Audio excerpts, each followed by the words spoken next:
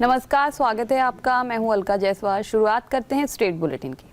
मुख्यमंत्री हेमंत सोरेन से झारखंड मंत्रालय में Jharkhand state building construction corporation limited के अधिकारियों ने मुलाकात की। इस अवसर पर मुख्यमंत्री को अधिकारियों ने 20 करोड़ रुपए की राशि का चेक सप्रेम भेंट किया। ये राशि झारखंड बिल्डिंग कॉरपोरेशन लिमिटेड द्वारा अपने लाभ से राज्य सरकार को डिविडेंड के रूप में प्रदान किया गया। इस अवसर पर मुख्यमंत्री ने कॉरपोरेशन के अधिकारियों को अपनी ओर से बधाई एवं शुभकामनाएं दी तथा इस वित्तीय योगदान के लिए Jharkhand state building construction corporation limited की सराहना की। मुख्यमंत्री ने अधिकारियों से कहा कि ये कॉरपोरेशन प्रोफेशनल कंपनी के रूप में विकसित हो, इस निमित्त बेहतर कार्य योजना बनाते हुए आगे बढ़े ताकि आने वाले समय में प्रॉफिट की राशि में और वृद्धि की जा सके। इस अवसर पर मुख्य रूप से Jharkhand state building construction corporation limited के प्रबंध निदेशक अरवा राजकमल, कार्यपालक निदेशक संजय कुजूर, महाप्रबंधक अविनाश कुमार एवं अन्य उपस्थित रहे।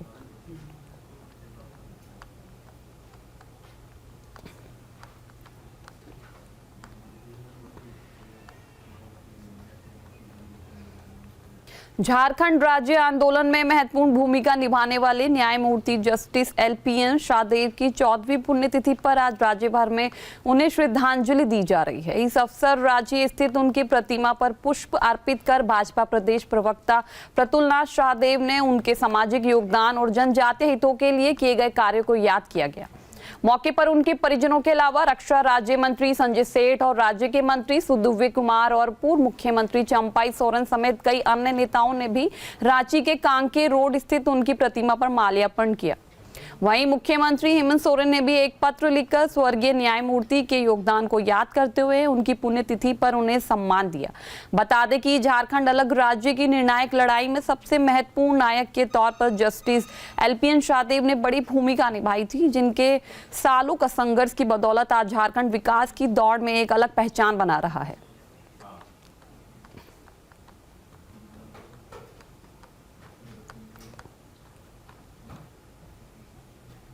चाईबासा जिले में सरांडा पोडाहाट जंगल में बेकाबू हाथों को ट्रेस करने आए बंगाल के टीम के एक कर्मी को हाथी ने मार डाला। लगातार वन विभाग हाथी को काबू में करने का प्रयास में लगे हैं, लेकिन हाथी के सामने बेबस हैं बताया जा रहा है। झारखंड और उड़ीसा के बीच जंगल में हाथी है। देखना यह है कि वन विभाग हाथी को कब बस में करते हैं। गौरतलब है कि कर्मचारी की मौत मिलाकर हाथी 22 लोगों को अपना शिकार बना चुका है।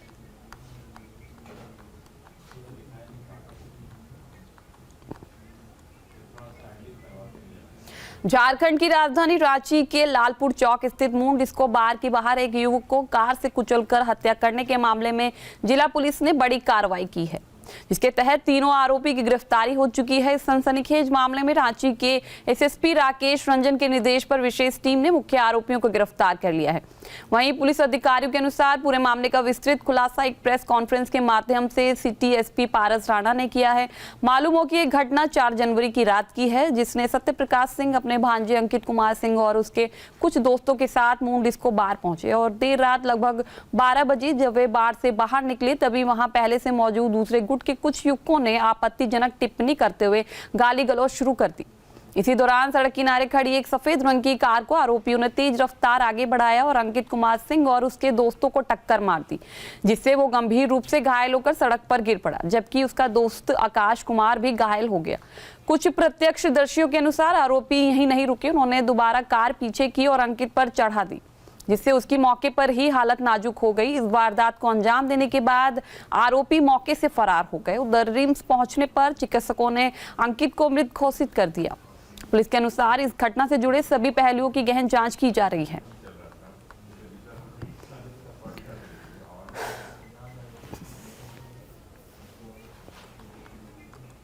रांची के धुरवा से 2 जनवरी से लापता 5 वर्षीय अंश और उसकी 4 वर्षीय बहन अंशिका तलाश में जुटी रांची पुलिस का टीम को अब तक ना कोई अहम सुराग मिला है और ना ही उन्हें बच्चों का कोई पता चल पाया है। ऐसे में 9वें दिन शनिवार की दोपहर APN टीम की मल्ला रटोली स्थित बच्चों के गायब होने वाली घटनास्थल पहुंची, जहां पड़ताल के दौरान RJD विधायक कैलाश यादव से हमारी संवाददाता तृप्ति ने प्रशासनिक कार्रवाई के संबंध में विशेष पूछताछ की।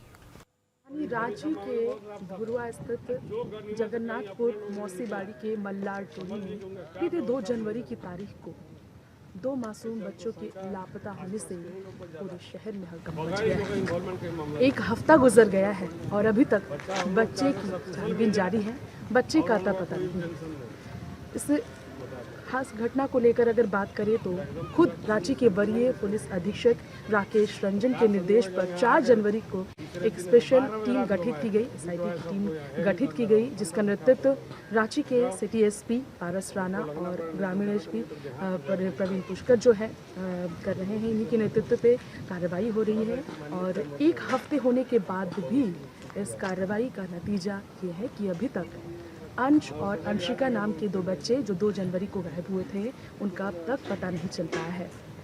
यहाँ तक कि झारखंड पुलिस महानिदेशक यानी कि DGP तजाशा मिश्रा ने भी इस पूरे मामले की गंभीरता को देखते हुए खुद पहल की है और न सिर्फ रांची समेत झारखंड बल्कि बिहार और यूपी में भी 2 बच्चों के लापता होने को लेकर कार्रवाई आगे बढ़ाई गई है। वहाँ भी जांच पड़ताल को आगे बढ़ाया गया है। ऐसे में झारखंड सरकार की सत्ताधारी पार्टी राजद, इसके नेता कैलाश यादव हमारे बीच हैं, जो मल्लार टोली पहुंचे हैं और यहाँ पर इस पूरी घटना को लेकर वो संज्ञान लेते नजर आ रहे हैं। यहाँ पर भुरवा के थाना प्रभारी भी मौजूद है। प्रशासन और सरकार साथ में किस तरीके से यहाँ पर बातचीत कर रहे हैं, आइए उनसे जानते हैं इस घटना के बारे में क्या कहना है उनका और किस तरीके की कार्रवाई अभी तक हो पाई है। आइए उनसे जानते हैं। 1 हफ्ता हो गया है, क्या कहेंगे आप, आखिर कार्रवाई कब तक पूरी होगी और कब बच्चे मिलेंगे, क्या कहना है आपका? देखिए, कार्रवाई तो जिसकी जो जिम्मेवारी है वो लोग कर रहे हैं और अब हम लोग दूसरे कार्रवाई की तरफ चल दिए हैं। क्योंकि जो जन आक्रोश है उनका भावनाओं का हम लोग सम्मान भी करना है और जनता जो अलग अलग विचार के लोग होते हैं, कई तरह का विचार आते हैं, लेकिन सबको संयमित करके एकजुट रखना। क्योंकि हम देखिए, हमारा लड़ाई प्रशासन से मेरी चुनौती नहीं है, हमारा प्रशासन से गुहार है। हमने प्रशासन को बोला कि आप भी हमको सहयोग कीजिए, हम भी आपको सहयोग करेंगे और सवाल और जवाब तो मेरे आपसे हो गए हैं क्योंकि आप ही में मुख्य केंद्र बिंदु एंगल में है। तो हमने जो अपना काम करना था प्रशासन को जगाने का, दबाव बनाने का, हमने किया। आज आप यहाँ पहुँचे हैं, इसके पीछे का कारण? हम इसलिए यहाँ पहुँचे हैं कि कल हम लोग का मसाल जुलूस है और परसों हम लोग सांकेतिक रूप से, स्वैच्छिक रूप से मानवीय संवेदना में मानवता के लिए हम लोगों ने सब लोगों का इच्छा। बोकारो जिले में बढ़ते चोरी की घटनाओं के संदर्भ में एक विशेष रक्षा राइडर्स की टीम बनाई गई है। बोकारो पुलिस के द्वारा जिनका प्रमुख कार्य रात में शहर के विभिन्न इलाकों में गश्ती करने का होगा, कुल 75 रक्षक राइडर्स की टीम बनाई गई है जिनको अलग अलग जगह की जिम्मेदारी मिलेंगी। बोकारो पुलिस अधीक्षक हरविंदर सिंह ने बताया 75 रक्षक राइडर्स की टीम बनाई गई है जिनकी चिन्हित स्थान निर्धारित रहेगी जहां उन्हें पेट्रोलिंग करना है और वे उस जगह के लिए जिम्मेवार होंगे। अगर कोई अप्रिय घटना घटती है तो उन पर कार्रवाई या स्पष्टीकरण मांगा जाएगा और अच्छे कार्य के लिए उनको रिवॉर्ड भी किया जाएगा। साथ ही साथ बोकारो एसपी ने बताया रात की पेट्रोलिंग के बावजूद ये बढ़ती चोरी की वारदातों की वजह से अलग से ये व्यवस्था तैयार की गई है। इन रक्षक राइडर्स को बाकी सभी जिम्मेदारियों से मुक्त किया गया है।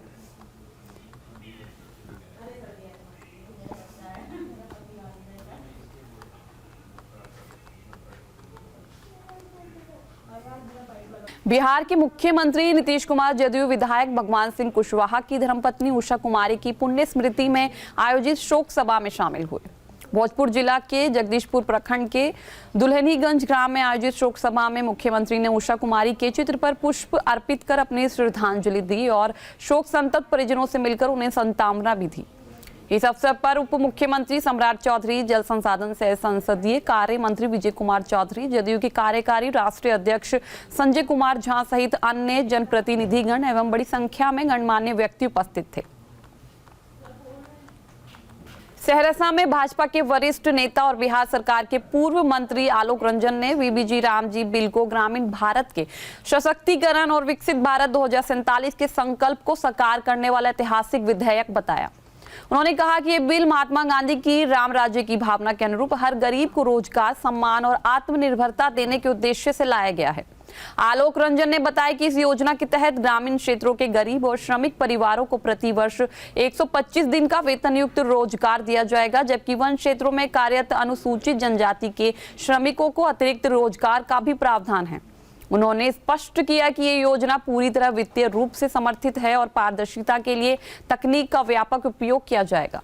उन्होंने कहा कि ये विधेयक ग्रामीण आजीविका को मजबूत करेगा और विकसित भारत के निर्माण में मील का पत्थर साबित होगा। इस अवसर पर भाजपा के कई वरिष्ठ नेता और कार्यकर्ता उपस्थित रहे। पटना के होटल मौर्या में पीएचईडी विभाग की एक दिवसीय कार्यशाला का आयोजन किया गया। कार्यशाला का उद्घाटन मंत्री संजय सिंह ने किया। इस अवसर पर ग्रामीण जलापूर्ति योजना के संचालन, रखरखाव और नीति को अधिक प्रभावी बनाने को लेकर चर्चा की गई। मंत्री संजय सिंह ने कहा कि ग्रामीण जलापूर्ति योजना को सफल बनाने के लिए सभी संबंधित विभागों को आपसी समन्वय के साथ काम करना होगा। उन्होंने कहा कि योजना के संचालन और रखरखाव में स्थानीय समुदाय की भागीदारी बेहद जरूरी है। कार्यशाला में पीएचईडी विभाग के अधिकारी, ग्रामीण विकास विभाग के प्रतिनिधि सहित अन्य संबंधित विभागों के अधिकारी मौजूद रहे। सभी ने ग्रामीण जलापूर्ति योजना को और बेहतर बनाने के लिए अपने सुझाव साझा किए।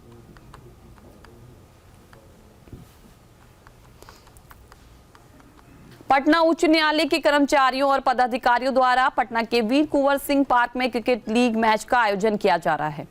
ये टूर्नामेंट 10 जनवरी से शुरू हुआ। लीग मैच का उद्घाटन न्यायाधीश राजीव रंजन प्रसाद के द्वारा दीप प्रज्वलन के साथ किया गया। इस आयोजन को सफल बनाने में पटना उच्च न्यायालय कर्मचारी एवं पदाधिकारी संघ की अहम भूमिका रही है। संघ के महासचिव ओंकार झा, संयुक्त सचिव नीरज कुमार और प्रकाश रंजन शाखा पदाधिकारी ने आयोजन की जिम्मेदारी संभाली है। ये क्रिकेट लीग आपसी भाईचारे और खेल भावना को बढ़ावा देने का एक सराहनीय प्रयास है।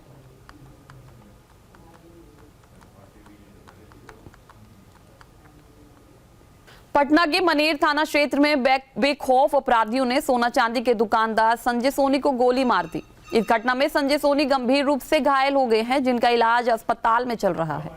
घटना देर शाम की है, जब संजय सोनी अपनी दुकान बंद कर घर लौट रहे थे। इस दौरान 3 अपराधियों ने उन पर हमला कर दिया और कंधे में गोली मारकर मौके से फरार हो गए। सूचना मिलने के बाद पुलिस मौके पर पहुंची और जांच शुरू की। पुलिस ने घटनास्थल से एक खोखा बरामद किया है। इसके अलावा अपराधियों द्वारा इस्तेमाल की गई एक बाइक भी जब्त कर ली गई है। दानापुर एसपी शिवम धाकर ने बताया कि आसपास लगे सीसीटीवी कैमरों के फुटेज खंगाले जा रहे हैं, जिनमें अपराधी कैद हुए हैं। सीसीटीवी फुटेज के आधार पर अपराधियों की पहचान और गिरफ्तारी के प्रयास किए जा रहे हैं। पुलिस का कहना है कि जल्द ही आरोपियों को गिरफ्तार कर लिया जाएगा। नवी मुंबई पुलिस दल में हलचल मचाने वाली एक गंभीर घटना सामने आई है। अनैतिक मानव तस्करी प्रतिबंधक कक्ष में कार्यरत पुलिस हवलदार अनिल सुखदेव मांडोले का कोपरखेड़ने स्थित नटराज लेडीज बार में शराब पीते हुए और नृत्य कर रही महिलाओं पर पैसे उड़ाते हुए वीडियो सोशल मीडिया पर वायरल हो गया है। इस घटना से पुलिस विभाग की छवि को गहरा आघात पहुंचा है। मामले की गंभीरता को देखते हुए संबंधित हवलदार को निलंबित कर दिया गया है। पुलिस उपायुक्त क्राइम ब्रांच सचिन बाबा साहेब गुंजाल ने 9 जनवरी 2026 को निलंबन का आदेश जारी किया। आदेश में कहा गया कि अनैतिक गतिविधियों पर रोक लगाने की जिम्मेदारी संभालने वाले अधिकारी का इस प्रकार की स्थापना में मौजूद रहना पुलिस अनुशासन, नैतिकता और सेवा मूल्यों के अनुरूप नहीं है। प्राथमिक जांच के बाद अनिल मांडोले के खिलाफ ये कार्रवाई की गई है। इस पूरे मामले की पृष्ठभूमि में महाराष्ट्र के पुलिस महानिदेशक डीजीपी सदानंद दाते द्वारा नवी मुंबई पुलिस आयुक्तालय में एक गोपनीय दौरा किए जाने की जानकारी सूत्रों से मिली है। इस दौरे के बाद पुलिस प्रशासन में गतिविधियां तेज हो गई हैं और मामले की गहन जांच किए जाने की संभावना जताई जा रही है। इस घटना ने एक बार फिर नवी मुंबई पुलिस दल की अनुशासन व्यवस्था, नैतिक मूल्य और जनता के विश्वास पर सवाल खड़े कर दिए हैं। वरिष्ठ स्तर से इस प्रकरण में कड़ी कार्रवाई के संकेत भी दिए गए हैं। उप मुख्यमंत्री अरुण साव ने पंडरिया विधानसभा क्षेत्र के समग्र विकास और अधोसंरचना सुदृढ़ीकरण की दिशा में पहल करते हुए नगर पालिका परिषद पंडारिया एवं नगर पंचायत पांडा तराई अंतर्गत 19 करोड़ 94,75,000 रुपए के विभिन्न विकास एवं निर्माण कार्यों की बड़ी सौगात दी। स्वामी आत्मानंद अंग्रेजी माध्यम विद्यालय पंडरिया में आयोजित कार्यक्रम में उन्होंने विधि विधान से पूजा अर्चना कर विकास कार्यों का भूमि पूजन एवं लोकार्पण किया। पंडरिया विधायक भावना बोहरा की पहल और दूरदर्शी नेतृत्व में आज पंडरिया विधानसभा के लोगों को विकास की दिशा मिली है और क्षेत्रों में नए काम शुरू हुए हैं। इस दौरान उप मुख्यमंत्री अरुण साव ने नगरीय निकाय के सशक्तिकरण की दिशा में बड़ी घोषणा करते हुए 4 करोड़ रुपए के विकास कार्यों की सौगात दी है। इसमें पंडरिया नगर के लिए 2 करोड़ रुपए और इंदौरी एवं पांडा तराई नगर के लिए 1 करोड़ रुपए की राशि की घोषणा की।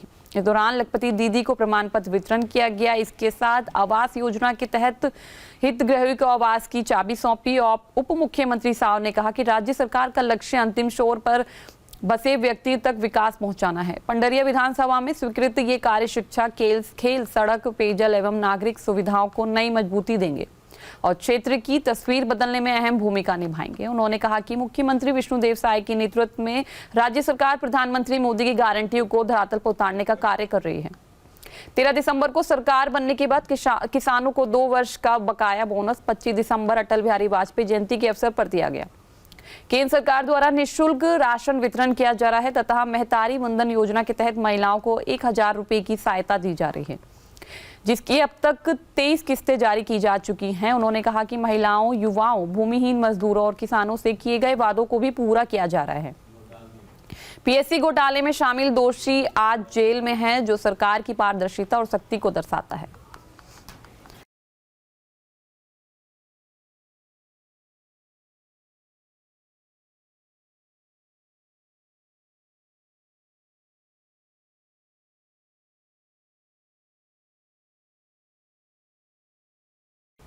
दिल्ली प्रवास से रायपुर लौटने पर सांसद श्री बृजमोहन अग्रवाल का स्वामी विवेकानंद एयरपोर्ट पर समर्थकों और शुभ चिंतकों ने जोरदार स्वागत किया। एयरपोर्ट परिसर में बड़ी संख्या में मौजूद कार्यकर्ताओं ने फूल मालाओं के साथ उनका अभिनंदन किया। इस दौरान मीडिया से बातचीत में सांसद बृजमोहन अग्रवाल ने स्काउट्स एवं गाइड्स जम्बूरी को लेकर अपनी प्रतिक्रिया दी। उन्होंने कहा कि स्काउट्स एंड गाइड्स एक सेवा भावी संस्था है, जिसका उद्देश्य युवाओं को सक्षम बनाना और उनमें राष्ट्रभक्ति की भावना विकसित करना है। ऐसी संस्था में किसी भी तरह की विसंगति या विवाद के लिए कोई स्थान नहीं होना चाहिए। सांसद अग्रवाल ने स्पष्ट किया कि इन्हीं कारणों से परिषद द्वारा जम्बूरी को स्थगित करने का निर्णय लिया गया है। उन्होंने कहा कि आगे यदि इस विषय में कोई भी निर्णय या कार्रवाई होती है तो उसकी पूरी जिम्मेदारी शिक्षा विभाग की होगी।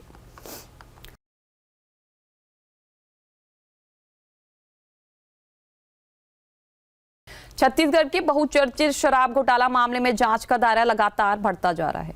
पहले से जेल में बंद देवेंद्र डटसेना और के श्रीवास्तव की कानूनी मुश्किलें और बढ़ सकती हैं। प्रवर्तन निदेशालय के बाद अब EOW भी सक्रिय हो गई है। जानकारी के अनुसार जांच एजेंसी ने दोनों से पूछताछ के लिए कोर्ट में प्रोडक्शन वारंट की याचिका दायर की है। वहीं कोर्ट ने 13 जनवरी तक आरोपियों को EOW की रिमांड में सौंप दिया है। इस दौरान अफसर शराब घोटाले से जुड़े कई बिंदुओं पर आरोपियों से पूछताछ करेंगे। बता दें कि छत्तीसगढ़ में कांग्रेस सरकार के दौरान 2019 से 2023 तक शराब नीति को बदलकर चहेते सप्लायरों के माध्यम से शराब घोटाला हुआ। इसमें लाइसेंस की शर्तें ऐसी रखी गई चहेती कंपनियों को काम मिल सके। उन कंपनियों ने नकली होलोग्राम और सील बनवाई। ये काम नोएडा की एक कंपनी ने किया। इसके बाद नकली होलोग्राम लगी शराब की महंगी बोतलें सरकारी दुकानों के माध्यम से बिक्री करवाई गई। चूंकि नकली होलोग्राम था तो बिक्री की जानकारी शासन को नहीं हो पाती थी और बिना एक्साइज टैक्स दिए शराब की बिक्री होती रही। इस तरह से शासन को 2165 करोड़ रुपए के टैक्स का चूना लगाया गया। ये रकम कांग्रेस भवन बनवाने से लेकर नेताओं, अधिकारियों और मंत्रियों तक बटे।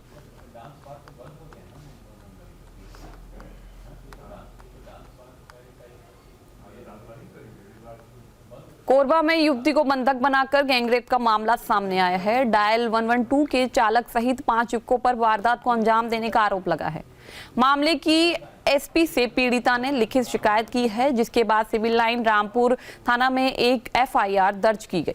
पुलिस ने 5 में से 2 आरोपियों को लिया हिरासत में, जबकि 3 अन्य आरोपियों की तलाश जारी है।